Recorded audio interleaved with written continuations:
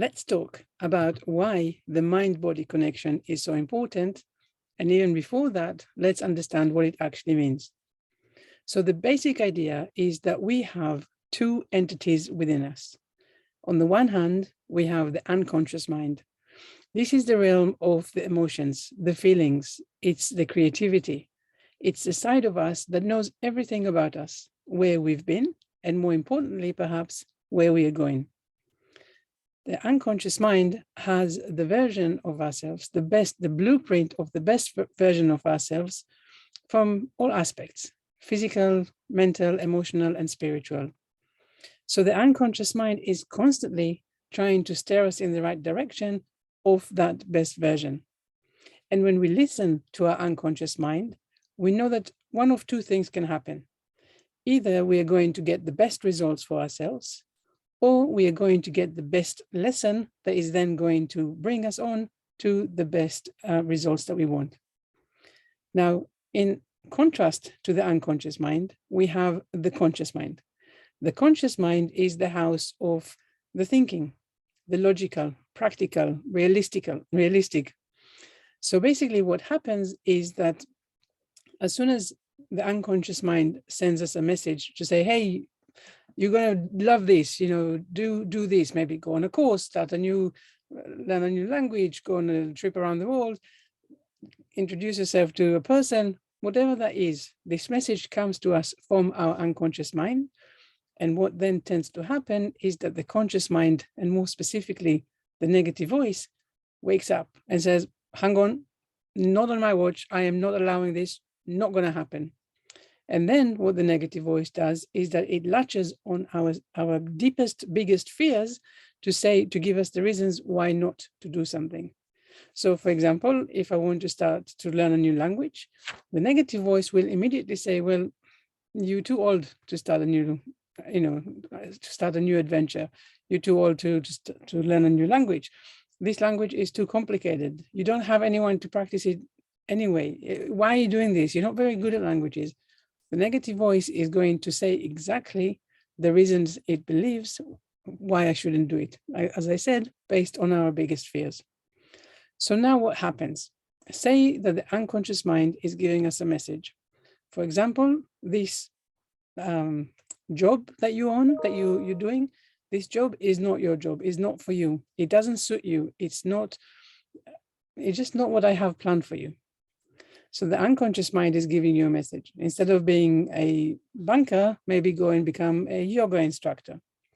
And you're thinking, or actually your negative voice comes up and says, well, how much money can you make as a yoga instructor? You're never going to make it. What about all the lifestyle that you already have for yourself? All the luxuries, all the lifestyle that you're already familiar with. If you go ahead and take that move of becoming a yoga instructor, you're going to lose your old life. And so consciously, you understand and you logically agree that, yes, this is not going to be a very easy or good move. So you don't do that. But your unconscious mind says, hang on, I said you need to do this because I know everything about you, where you've been and where you're going. I know that this is the best thing for you. Now, if you're not doing what your unconscious mind is telling you to do, your alignment goes. And now you become incongruent. It means that your unconscious mind says something, but instead of listening to the voice that knows, you're listening to the voice that doesn't know. Also the voice that is trying to protect you. And slowly, these two titans, they have a fight. They have a war between them because there is a voice that knows and that you're not following, and a voice that doesn't know that you do follow, and you're becoming all tangled up. Because of this disagreement between these two voices, you create this is where illnesses come from. This is where, well, illnesses, diseases, cancers, all of these comes from something that inside of us, we're not listening to the right voice. So what I like to do in my practice, when I talk to people with chronic pains or with ailment, I like to ask them, what are you scared about? What is it that you have a voice? What is that voice that is telling you that you're not listening to? Let me restate that sentence. What is the voice inside you saying that you're not listening to? So then we start to unpack this conversation. Now we start to understand what is the voice saying and what is your logical mind telling you not to do. And slowly, slowly, because we are unpacking it, we're becoming more aligned.